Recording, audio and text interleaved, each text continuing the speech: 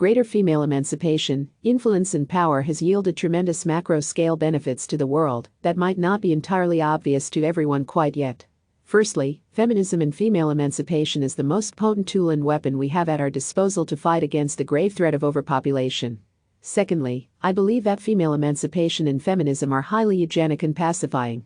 This is just speculation on my part so far, but I suspect and my research has led me to believe that with greater emancipation of women's selection for intelligence rather than aggressiveness, etc. actually increases. This could be another explanation for the Flynn Effect, greater emancipation and protection of women, which enables them to select their mates by traits they prefer and like intelligence and agreeableness, rather than aggressiveness and violence antisocial behavior.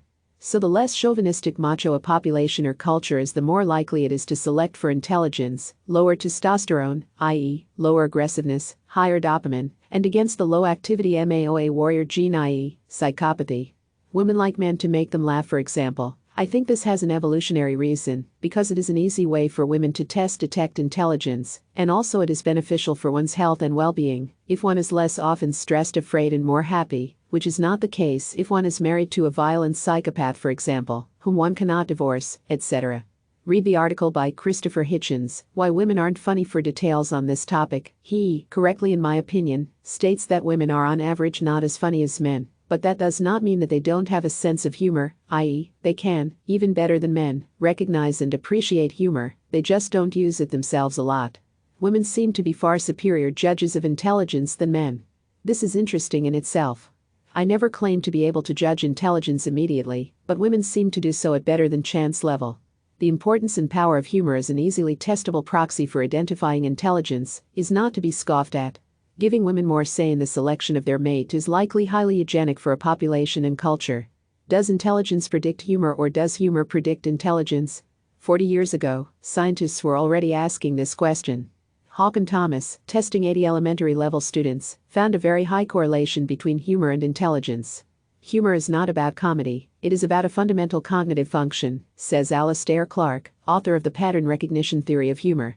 Here's where the pattern recognition theme comes in. Clark defines humor in terms of pattern recognition, our ability to understand relationships and impose order on competing stimuli. An ability to recognize patterns instantly and unconsciously has proved a fundamental weapon in the cognitive arsenal of human beings. Recognizing patterns enables us to quickly understand our environment and function effectively within it. Language, which is unique to humans, is based on patterns. And humor, conveniently enough, is based on language.